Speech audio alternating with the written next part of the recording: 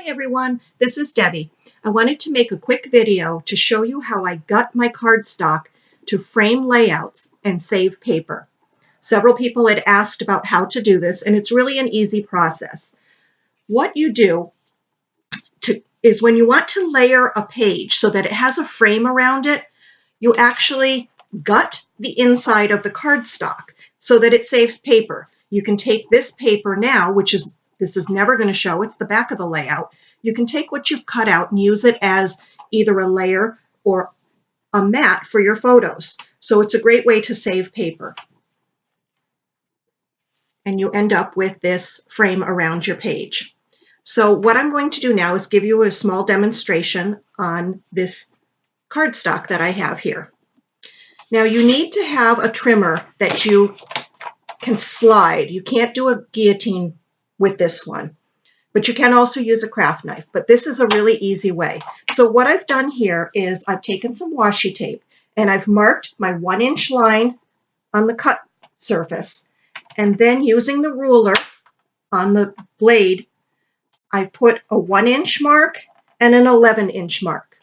That way I can see. Now, depending on how your trimmer cuts, in this case, my paper cuts off to the right-hand side.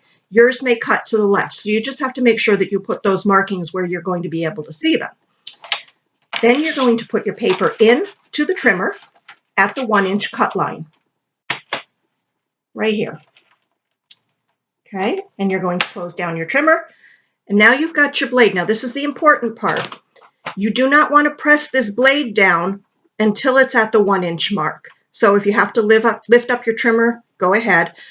Some of them you have to press down to cut. So in this case, you don't really press down, it's already there. So I'm just going to start at 1 inch. Oops, I shifted a little bit here.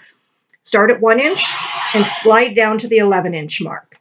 Then I'm going to lift it up, rotate the paper, line it up on that 1-inch line again, and I'm already at 11, so now I can just slide up to the 1-inch mark.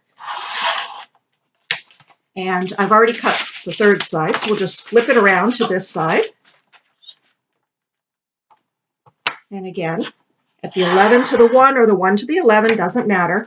And now you've got these corners that, in my case, I just didn't measure very carefully because I was doing this quickly, but I'm just going to pull this out,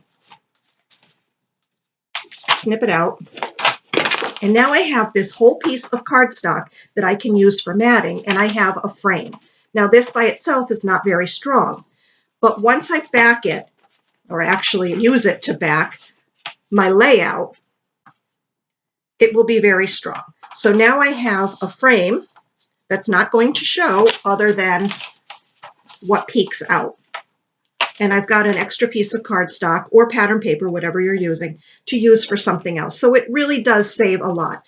Not only the paper, but also the weight in your album, because you know that if you layer 5 or 6 different pieces of paper, the paper gets heavy, and when you have an album of 50 or 60 pages, that can be very heavy. So this takes down the bulk. So I hope that was helpful for those of you who are wondering what gutting the paper was all about.